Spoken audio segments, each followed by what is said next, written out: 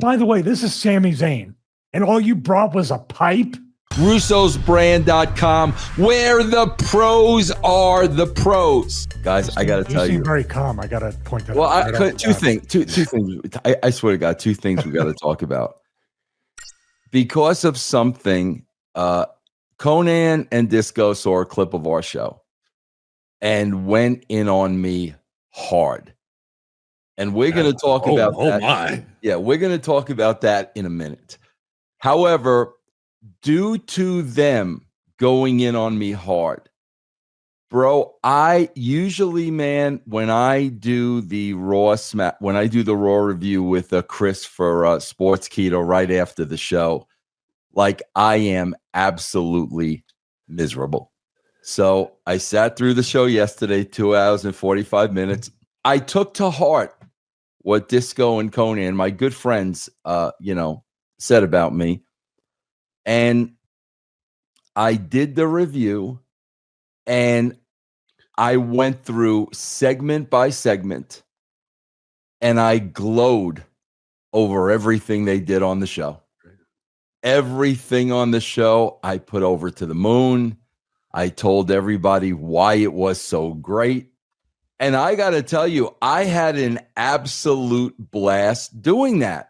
So I'm literally contemplating, do we do a Christopher Guest type of podcast where we watch a show that week after week after week never changes and is the absolute drizzle and shits, but we love it.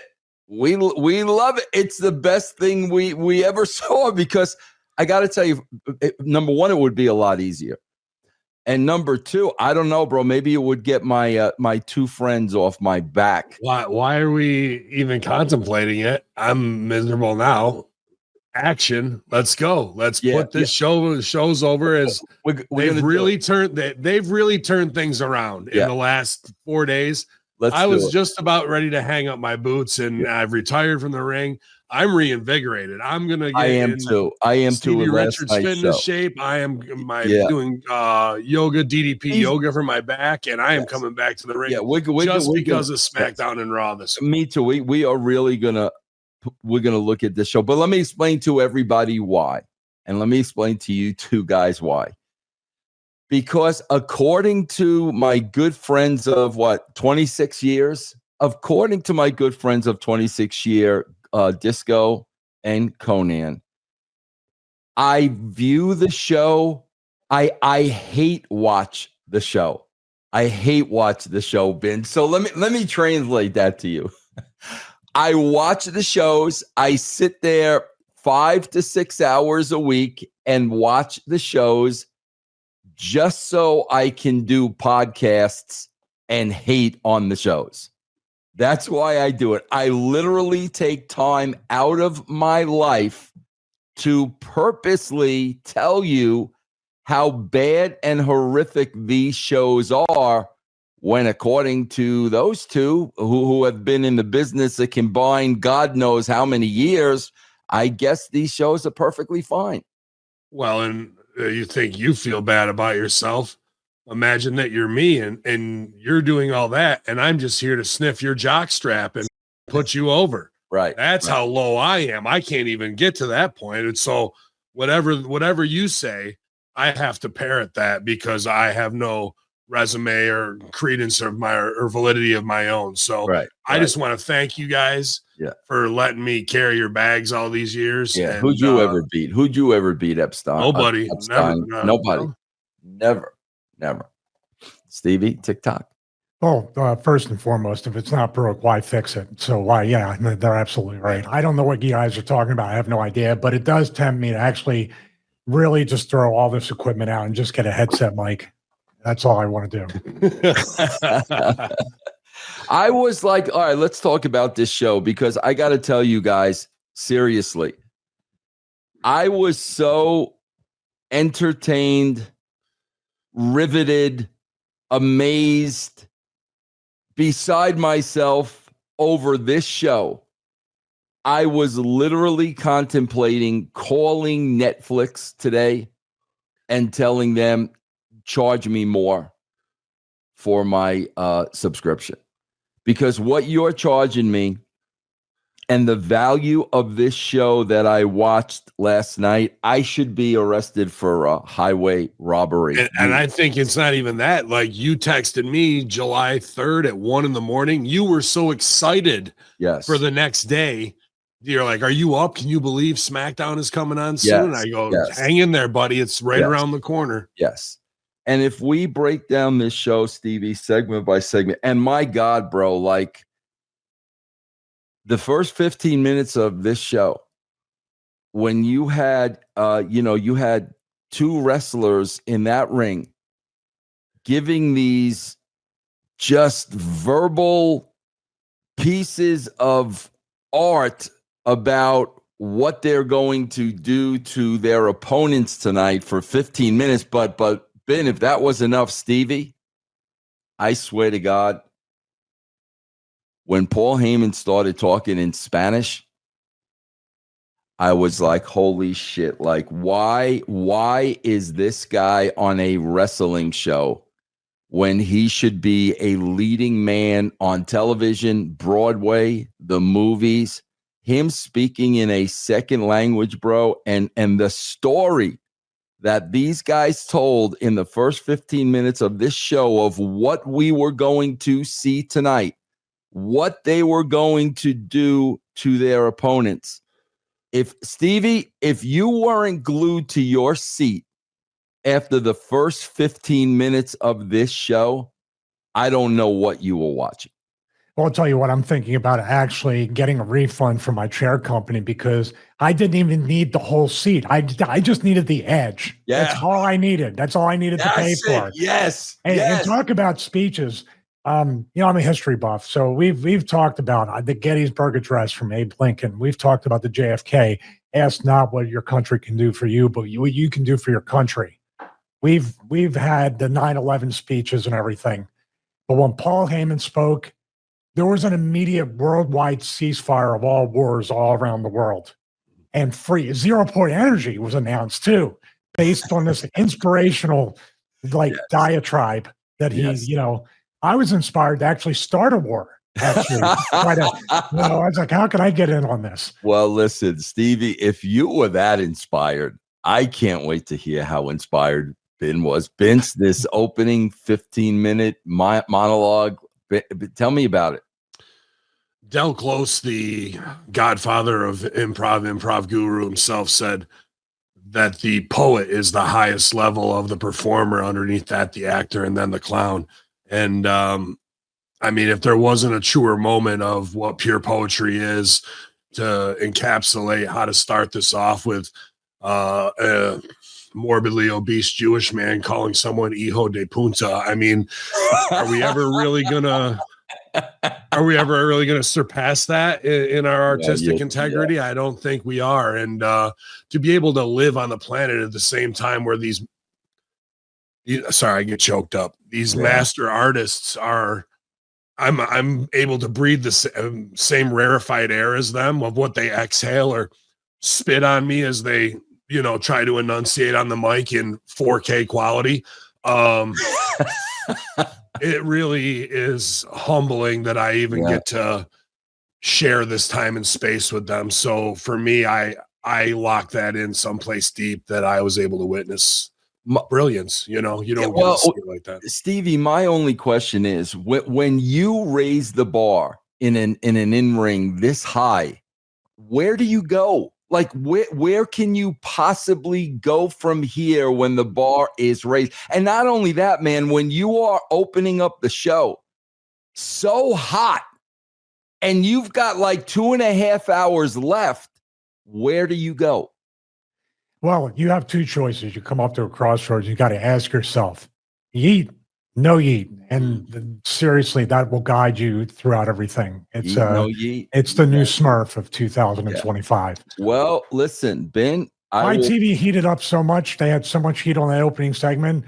I literally had to have the 9-1 just because in case I needed the one for the fire department. And your wife probably was there with a towel fanning it. Oh yeah. Well, you know, well, she does it. That happens when she's around anyway. Paul Heyman's not needed for that. All right, but hold on. Wait a minute, guys. I love this ASMR calm, positive presentation we got going on. I mean, it's the quality of the show. It dictates it. We're here to give an honest, open concept of, what we allegedly looked at. And this is what you would call, Ben, this is what you would call love watching. Watching. We love watch the show. And Ben, I got to smarten up the people listening to this show, because you take a lot for granted. You guys think like things just appear and they're just there. You don't think about what it takes to produce a backstage segment. See, Ben, people take for granted in the clubhouse. What do you think, Ben? There's just cakes laying around. You think there's just cakes laying around and written on the cake is a get well soon, Dominic? Do you know what it took, man, to find a bakery, order that cake, get them to write on that cake exactly what you wanted, make sure the cake is delivered in time, and then, Ben, if that wasn't enough, the game of hide and seek that Dominic and AJ played, I've never seen such a compelling 2 minutes in a wrestling show, and we're just getting started, Ben. Yeah, absolutely. You know, they've always done a great job at WWE with baked goods, whether it was pancakes or, in this case. So there's a standard of excellence that's been set. Yes. When it comes to that. And the other part of that is people look at things on a surface level, but we live in a digital age where WWE clips and memes get posted billions of times every day. Yes. Billions throughout the history of WWE's lexicon. And last night we got to see a moment, because I can't wait to use this for the next, really until I die. I'm going to use this. And who knows when that day comes. But this is going to be the new GIF when it's AJ and you doesn't matter. Like, I see what you're doing there. So these things are embedded at such a high level of creative production that, again, I got to salute them. And then, as if it weren't enough, Dominic buttons the scene by grabbing the piece of paper from last week from his doctor to run off, because that scene was good, and we would never want to beat a horse to death based off of one scene. And this scene doesn't do that at all. It really heightens and explores where we can go with things. The attention to detail in this scene, Stevie, amazing. Well, I think you guys are still borderline on hate watching and not giving the company the credit it deserves. Really? Because how do you know for a fact that they're not lazy? They're not going to run out to a bakery and have that made. They're literally going to find the cafeteria in the arena and bake that cake themselves. Why leave if you want things done right, you got to do it yourself. This is an indie. This is not an indie. This is right. Well, now we've got to toss this question out. Stevie just laid something out. Now I've got to ask a question, because all of the hard work put into this, which anybody can clearly see watching this show. Stevie, you think Triple H was involved in baking the cake at the arena? As a matter of fact, if you read the fine print at the end where I had Lee Fittings and then Paul Levesque, it also said bakers. No. Yes, it did. I missed that. Damn it. Yes. Well, you're not going to miss it because you were too busy hate watching. You didn't see that. Oh, see, I got the inside stooge because allegedly I am a writer there. That is going to be on the unscripted show of Triple H baking the cake with the big chef hat, the big baker's hat, the apron, maybe a little flour on the apron. Yeah. Listen, you match the handwriting up on the top of the cake where it says Dominic. That is Triple H's handwriting. Wow. Holy crap. Hold on. You know what, Steve? You're only going to get those inside stooge. Okay, now hold on, guys. We ain't seen nothing yet. I know. I'm breathless. This show has really got me. I'm super excited. The writing. Monday again, yeah. Ben, let's talk about the writing. Whoever wrote in the next scene, whoever wrote that dialogue for Scarlett, never in my life, Ben and Stevie, has one word, no, had so much impact and so much bearing and so much drama attached to it. Ben, one word. Let me reenact. One word. No. Whoever wrote, yeah, I mean, serious. Ben, whoever wrote that dialogue for a woman who gets zero TV time, whoever wrote that dialogue and expected her to pull it off. You're talking about producers that have so much faith in their actors to give Scarlett a promo like that, knowing she's going to knock it out of the park. That's what you call taking chances. You got to give them credit for taking chances, Ben. You're tearing up again, Ben. I am. The journey of 1,000 miles begins with a single step. And that's what we were privileged to witness here, was that first step. And we're going to go on this journey. And I'm not trying to be negative here, but the best acting we do is when we say nothing at all. I think they overwrote this scene. Oh, man. I think she could have walked in. You're being a hater now. I'm trying not to be, but I think you could have been even more selfless to your scene partner, and the interviewer could have gone, is there something you'd like to get off your chest? And there were no words needed after that, because the visual, the cinematography, that should be award winning. That's something that doesn't get talked about enough. Yeah. And if anybody flying the drone, who is flying the drone? Let's give those person their flowers as well. And if anybody knows about cinematography, it's Stevie. I mean, we know what production he puts into his show. Stevie, what did you think about the production value, the verbiage? What did you feel about this? Well, you know what I feel like? I feel like WWE is actually holding back. They're really holding back because they're capable. This scene had everything cinematically except for an anamorphic lens. That's all there was missing. They did a letterbox. I don't want to be too negative about this, but sometimes, and this is where I think Ben has a bias here. Ben is a little bit subconsciously, when he hears one word, it makes him think about that one thing that he needed to show a certain person. That is and that's what we're doing. See, I am carrying a lot of baggage.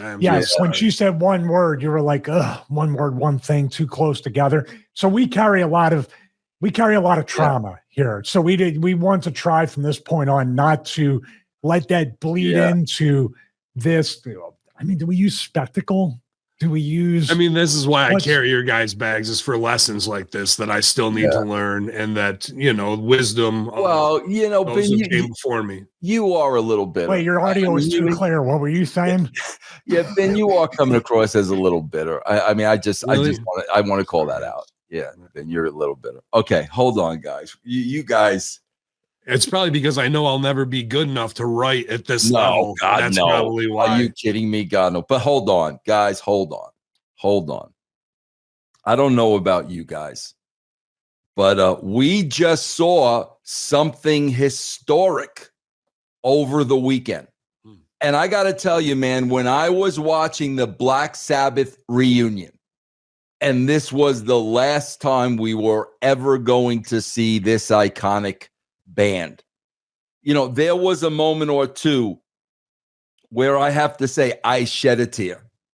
This is historic. This is history. This is an iconic band that has been around for decades and decades and decades and decades. And I didn't think there was any way, shape, or form this could be topped, Stevie. When freaking Adam Pearce says he was reuniting the Kabuki Warriors.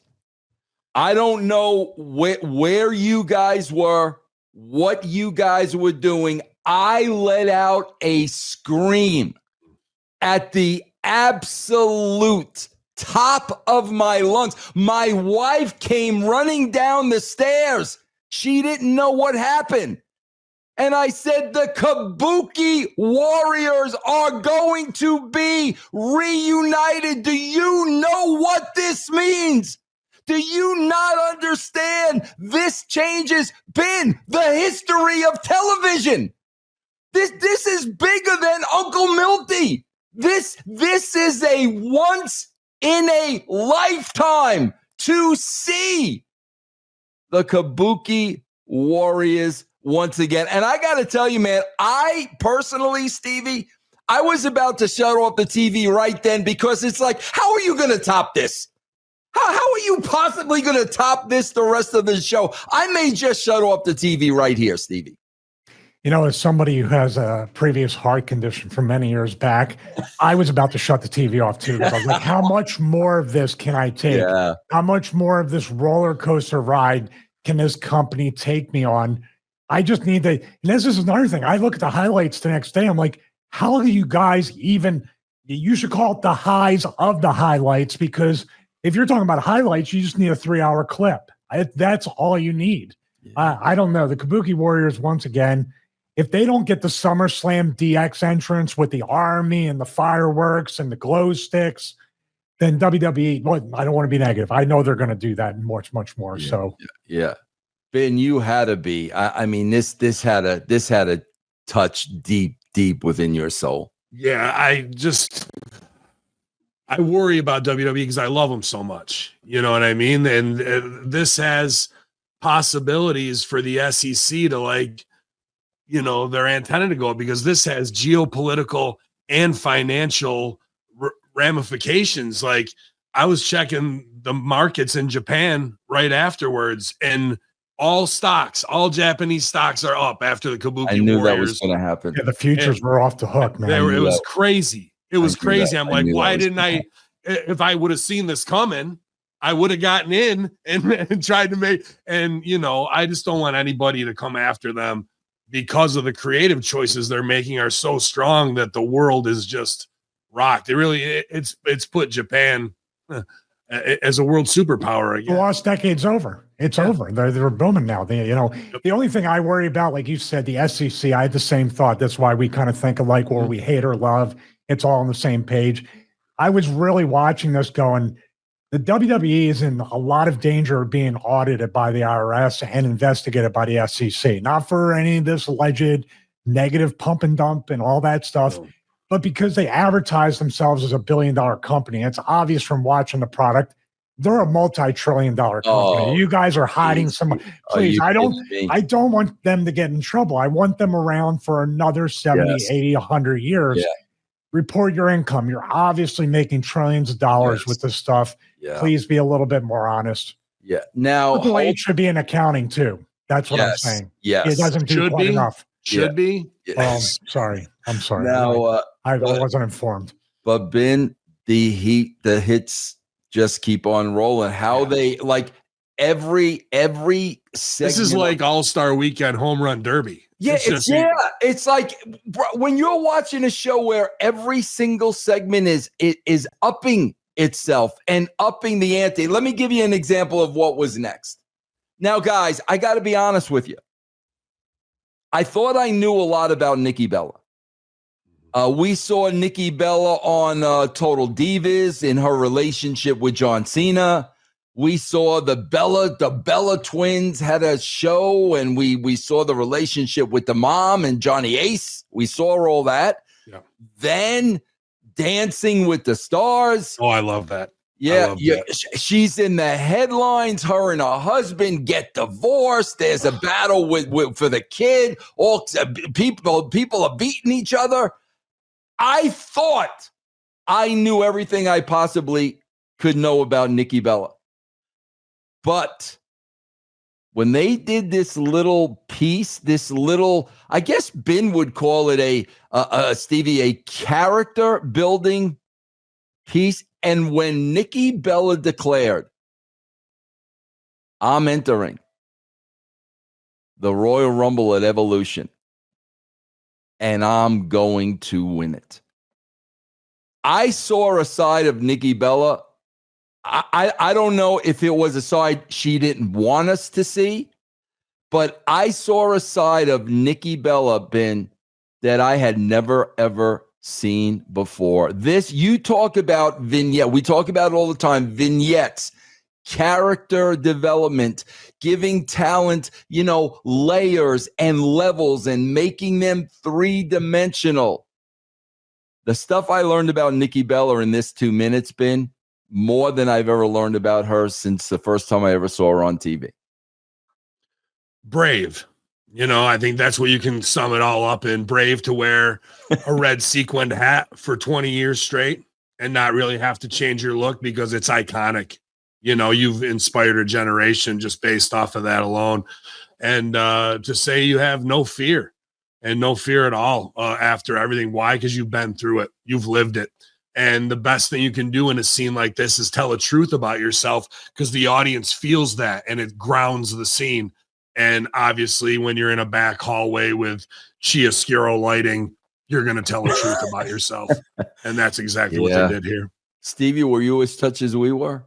Well, I have to say, you guys are missing the Easter eggs that Nikki Bella's been putting out there for 20 years. Because if you don't know the psychology, I break things down and analyze them. I used to tell a straighter. That's why you're on this show, Stevie. That's why we have you here. Besides, our past hate watching, which we're trying to pay our penance right now for that and turn a new leaf.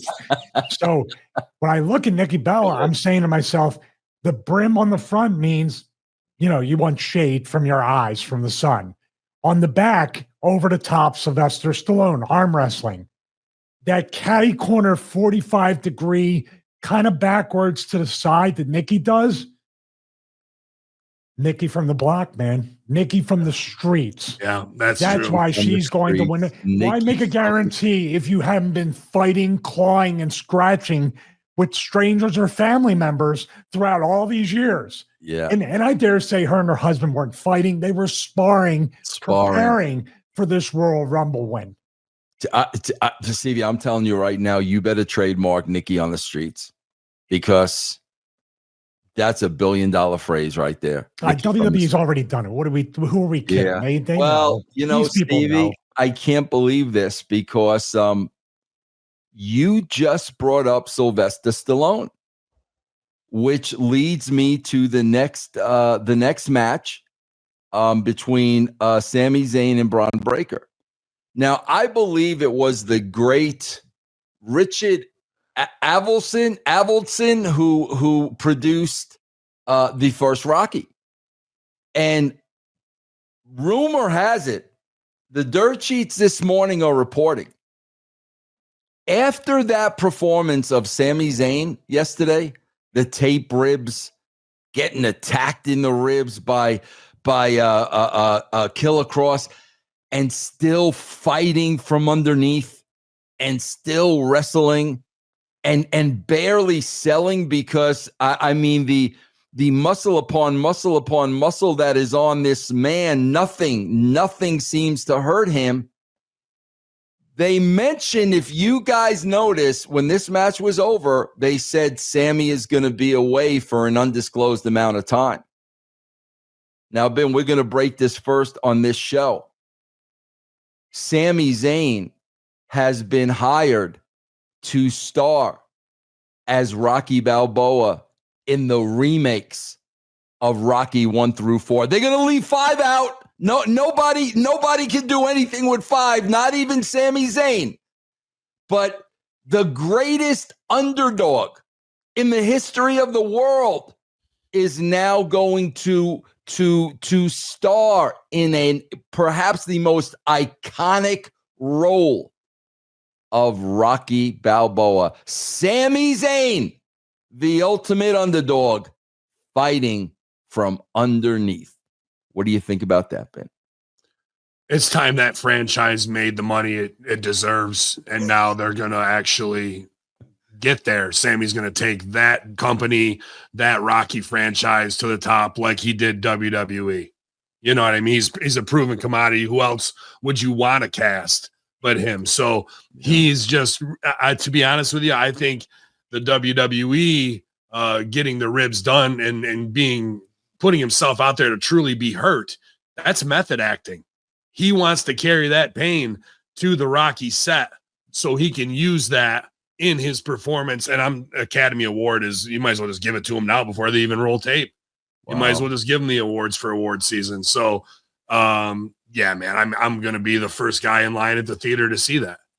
Well, now, Stevie, we know about your past history in the WWE, and I'm going to recommend something to you. I think you recommend to the powers that be at the WWE that you are willing, ready, and able to don the dress and play Adrian to Sami Zayn's Rocky. Would you? I mean, would you be willing to do that, Stevie? Sorry, I just gotta interrupt to tell you, Stevie, this as well. Like back then, that might have meant something then. Now that's a bold statement of pride that you could actually send to the world if you would put this dress back on, and what a different spin on it. You could put your own spin, I really honestly, I have to be, just honest with myself above anybody else. As much as I'd love to be in a Rocky movie, especially with Sami Zayn in it, I really do feel like I can't live up to what Lee Fittings and Paul Levesque are going to do with this masterpiece. And by the way, we had to wait 6 movies to see Rocky fight all his opponents. Sami Zayn's going to fight every one of them. Mr. T, both Dragos. You're teasing me. You're teasing me. Yes. You're teasing me. At the end, he is going to beat the ever-living hell out of the heel Rocky Balboa, because with Rocky Balboa and Sami Zayn on the same scope of anything in the same ring, you're booing Rocky. You got to be booing Wait a minute. Rocky. Wait, is he going to do all this, Stevie, with taped ribs? Yeah, absolutely. Ribs. And just for a fact, when he comes out and hits the ring steps before he enters the ring, he's going to tear his bicep too and fight through all that. One-armed Rocky. Only I'm replaced. Even if we're to dress, I have a feeling at the end, him and Kevin Owens are going to hug at the end. Like him. Well, you guys can form a throuple at the end and be super progressive. Super progressive. And guess what? Every single scene is going to be filmed in the Middle East. Love it. Oh my God, bro! They just print the money. Just print it. Just print it. If I can change, and you can change. We all can change. We all can change. Now, yeet. No yeet. Where's my yeet? I gotta give him. I gotta give that. I know, Ben, you're tearing up. When can we get tickets for this? Okay. Now, they showed all facets throughout this show of movie making, television production. There were touches of Broadway, improv. Every form of entertainment was rolled into one. But we get into a different category, Ben, in the next backstage sequence. Bro, whoever was responsible for the costuming and putting New Day in all black, they were mourning. It's funny. I could have thought, I thought for a second when I'm watching this, I'm like, didn't Chelsea Green do this 2 weeks ago when she was mourning losing the title? But I'm like, no, that must have been in a dream or something. I don't think that happened just 2 weeks ago. But the level of costuming, I mean, Ben, there's not black cloaks just sitting. The Undertaker's been gone for decades. What do you think? The Druids left the cloaks behind? These had to be tailor-made to fit. So we got the feeling of death, of despair. And I got to tell you, watching this scene, man, put me in a coffin. Put me in a coffin, because I felt the cold chill of death just shake my bones to the core. 1 to 4, 7 to 9. I agree. Good artists create, great artists steal and make it their own. And yes, Chelsea Green did deliver her own performance of this that stands alone as a work of art, and obviously inspired this scene. And I agree, more unsung heroes, the costuming department and the attention to detail with a single rose as well. You know, maybe that has maybe Adam Rose is coming back, and that's foreshadowing like that. An Easter egg. They call that an Easter egg in the business. Easter egg. Let me write that down so I remember that. I don't know how they can do baking and get this done all in one day. Yeah. How do you put together? I couldn't never even come close to doing either of those things. And they're out here putting together, runway level costuming, really. So these people also need to have some type of award at this point. Stevie. I just think as this goes on, I'm almost afraid to watch next week because I have no idea how they're going to top it. But I think that every week, I really do. I've been suppressing those feelings mostly because you two guys and I just want to fit into the show because you guys have been incredibly negative lately, and I've been just so high on everything. Let's talk about how like the moment when Gunther was going to say something and Goldberg knocked the mic down, and I was like, wow, the time for talking is over.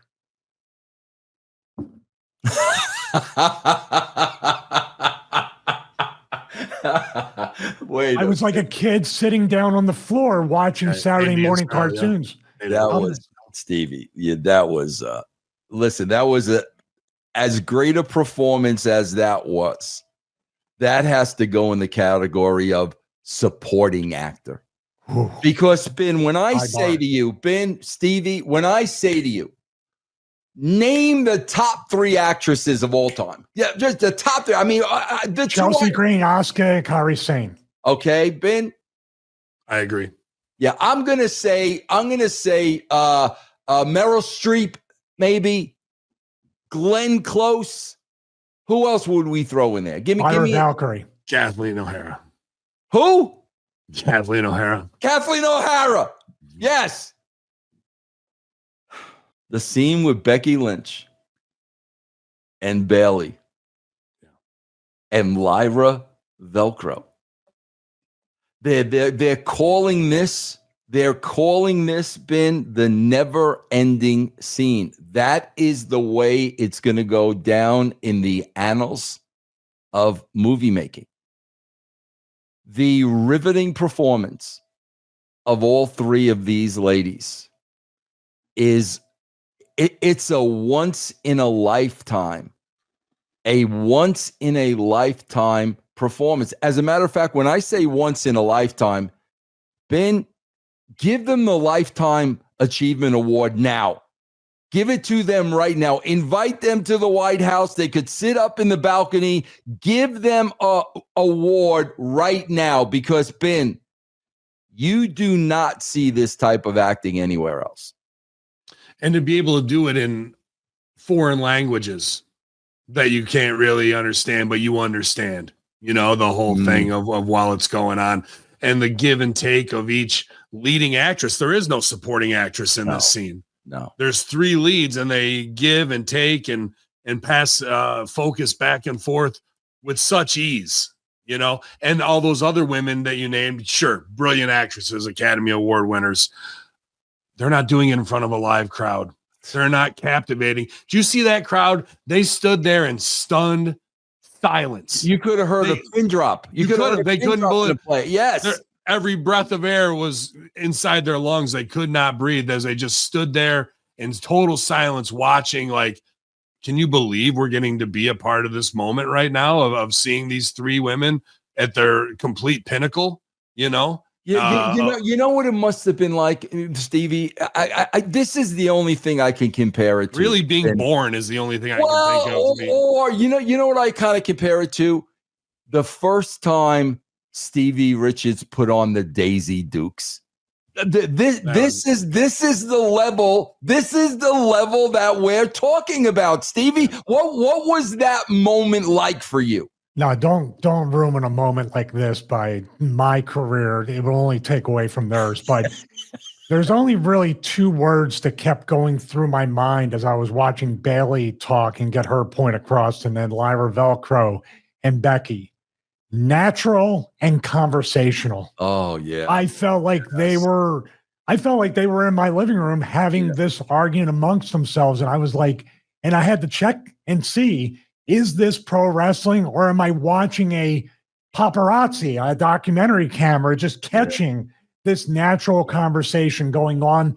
That the pacing was, they almost purposely made the pacing of Bayley's part of the promo oddly weird to keep you like, really just captivated by it. You're engaged. Yeah, engaged. There's no, I mean, there's a ton of words I can use for this promo in this segment, but I would say definitely engaged would be the one that had had me. Yeah, unbelievable. It's just, if people that are listening hear like a lot of like, dead air here, it's because we're just trying to formulate what in the world we watch. To put in words. It really is hard to put in the words when you see like something. If you can put this microphone up to my heart and hear it beating, just it just comes down to women are the best. Yeah, but I would compare it to, like, can you imagine those people that literally were there when the Hindenburg crashed? Yeah, and they could not believe what they were. That's kind of how I felt last night during this performance. I could not believe what I was seeing. But Ben, here's another. Listen, you say about script writing, and again, with all due respect, who'd you ever beat? Like, serious, you're going to sit there, you talk about script writing and formatting and all this. What about the continuity? What about the continuity? Because if we didn't learn what Bron Breakker and Bronson Reed and Seth Rollins were going to do in the first 15 minutes of this show, Ben, they came back and told us again. They came back a different setting now. You talk about the creative. Of course, Triple H, you know what? We'll say the same thing, but we'll move it to the locker room. We'll change it up. We'll give them a new look. And now they're driving home what they've already said prior. That's the continuity I look for in these shows, Ben. Yeah, repetition is essential when you know your audience as well as they do, that they, have a limited attention span. So they need to feed and refeed them a little snack along the trip that they're taking them on, I like that, Ben. Feed and refeed. What do you think about this, Steve? I don't think these guys can be on TV enough. I think the more they're on, the light they did. There's a theory that when we were hate watching this show, I hope almost feels like forever ago, where we would say that you could get stale when you're overexposed on the show. But now I'm going to go the other way and say, get your shit in. I get it now. Get your shit in. Whatever you can do. Doesn't have to make sense. Just get your shit in and tell, because I really, just in case, this is the problem. People don't pay attention. They do understand short attention spans. Yes. So 3, 4, 5, 6 times. And please, when you're talking to somebody, I need you to say their name 100 times during the pre-tape. Yes. Please do that for me. Yes. Lee Fittings and Paul Levesque. Yeah. And there's something to be said that maybe we don't eat enough stale food. There's a cheese twists that I like called Jacks. And they're very, very good when you open them right out of the bag. But if you let that bag sit open for 2 days, they get very spongy. And I think they taste even better when they're stale. Oh, that's what he was after in the scene. That's what he was going. That's what he's going for. You're excited about it. Bron Breakker is Cheeto orange. He looks like it. You know what I mean? And now you're going to get it. Now. Yeah. And now you're going to go, you know what? Do I like Jacks better when they're stale? Do I like these guys better when they're stale? The answer might be yes. Yes. Interesting. Well, listen, I don't want people to think we're biased, because the last thing I want to do is I don't want to be called a love watcher. So, there are bad things on every show. And we've got to, if we're going to be fair, Ben, we gotta lay out the bad with the good. You know what's the bad things on this show? Commercials. Stop with the commercials. I just want to watch the show. The important thing, the worst thing about this show, it had to come to an end. Now, guys, we haven't brought up this aspect, Ben. We haven't brought up the marketing. We know, Stevie, over the years, we're familiar with, if you smell what The Rock is cooking, We're familiar with Austin 316. Rest in pieces. We are familiar with your Bret Hitman Hart, Heartbreak Kid, Shawn Michaels. These are monumental monikers. Wait. Go ahead, Stevie. Were. Mm-hmm. And I'm a writer.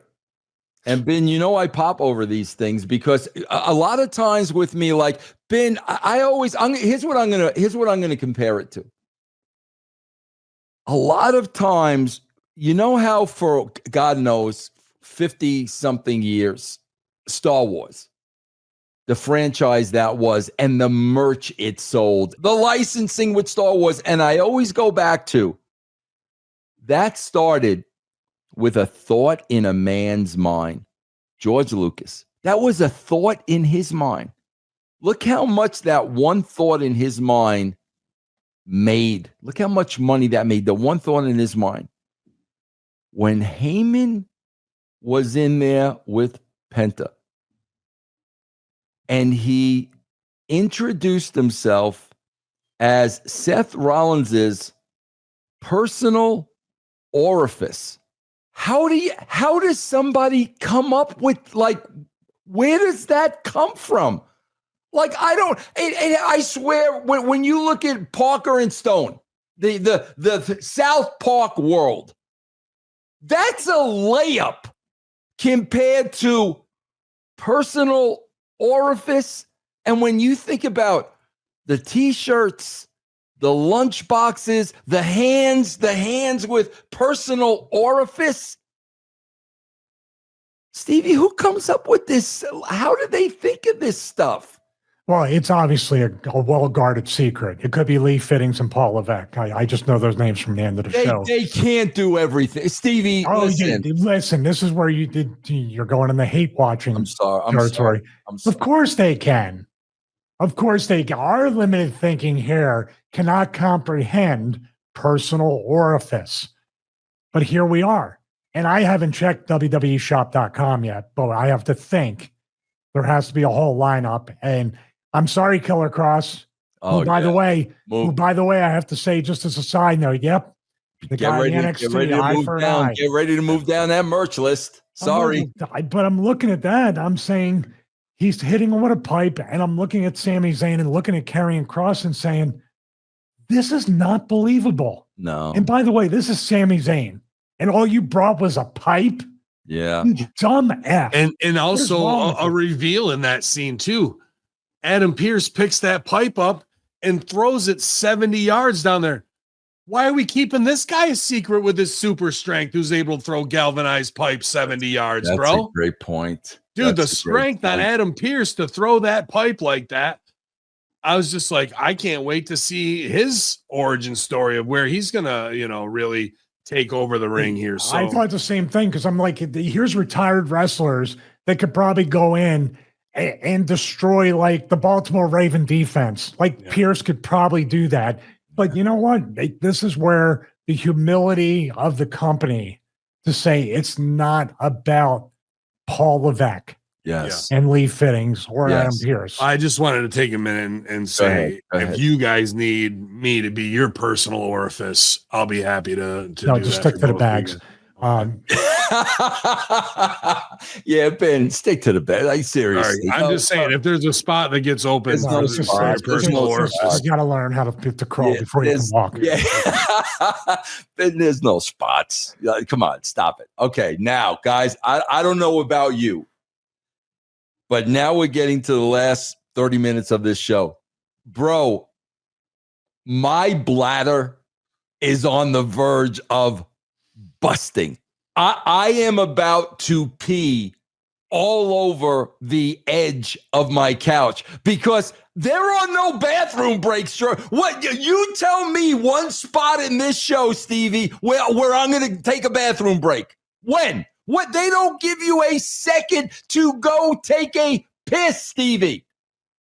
No, and even if you're DVRing it, you don't want to pause it because you feel like it'll take away, or Ben or myself are going to text you on the way to the bathroom, and now you missed the honest moment of that. So you're better off. I mean, listen, you can replace a rug. You can replace a couch. You can't replace that where you were at that moment.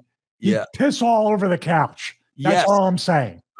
But Ben, I got to tell you, I did piss all over the couch because at the end of the show, this 15-minute Penta entrance, Ben, this could have been 15 hours.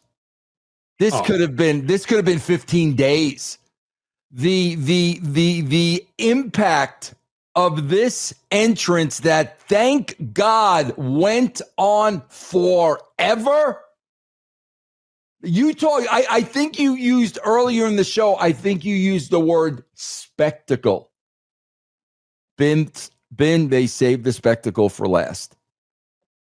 Yeah, it's definitely that end of the night, 4th of July fireworks celebration to take it home. And I can totally relate to you guys. I've ruined a lot of couches, by urinating on them. And, I've actually, I was even trying to do piss jugs. There was no solution except for watch. I hate to even admit this, but I watched the entire show from the bathroom. I pull my pants down and sit on the toilet and have it on my phone. That's commitment. So it's really my wife's making me do it because I've ruined too many couches. So, I understand when you're so excited and, and they get you. So as we get older and, don't have the bladders of younger men anymore, I have to watch from the toilet the whole time. Yeah. Yeah. And to wrap this up, Stevie, that cliffhanger with LA Knight coming out at the end, I don't know if I can survive the whole week. We have to wait a whole week to see how that gets paid off at the very beginning of Raw. Stevie, it's Tuesday. I'm going to ask you personally, how are you going to get through Wednesday, Thursday, Friday, Saturday, Sunday before we get to the next episode of Raw? What are you going to do? The time ain't going to fly by. It's going to be agonizing, Stevie. What are you going to do? Are you going to work out? You're going to do a couple of podcasts? What are you going to do to make that time fly? I tried to think about this because if I do that, I'm not going to be able to focus on podcasting, about doing shows, about working out. I just got to relive my childhood and make the next 6 nights Christmas Eve and sleep as much as I can. Yeah. So when I wake up, there's only 5 more sleeps, only 4 more sleeps, only 3 more. I will be just like when the stockings are hung from the chimney, from the mantle. Yes. I will be sitting by my electric fireplace where the TV sits on and just maybe in a ball. Just waiting. Because life is precious. Life goes by too quick, but not from Tuesday to the next Monday at 8 p.m. Eastern time. Yeah. That seems to be the slowest. But here's the positive. You don't have to wait till Monday at 8 p.m. because we have SmackDown Friday nights. That's true. That's the saving grace. Saving grace. Well, to piggyback off of that, Ben, let's bring Raven's joint into this. Is there anything I could take that would knock me out from now till Monday at 8:00? Is there some kind of a gummy that I could take and I could just fall asleep and wake up next Monday? I do have one called Stress Free Mind, and that would probably be where I would go with it. But I like that anticipation build because no matter how much you get excited for it, they're still going to over deliver every time. And there, by the grace of God, not only do you have SmackDown, you've got Saturday night's main event. Oh, geez. Oh, God. It's still not enough. It isn't, but and it's not Raw. It's something wonderful. It's not Raw, so it's going to be another tough week, but you guys can lean on me. And if you have anything else you need picked up from the store or dry cleaners or anything like that, I'm happy to do it. Just the bags for now. Okay. Just the bags. Well, listen, I do want to come clean about one thing because we are always very honest with the audience. And this is a little personal, but I always tell you guys I share everything on my show. So I'm going to say it. When this show was over, man, it was about 10:45 my time. 11:30, 12 o'clock. I am still thinking about this show. And I am still at a high from this show that I literally could not sleep. And the more I thought about the show, guys, it's a little embarrassing. I had to pleasure myself.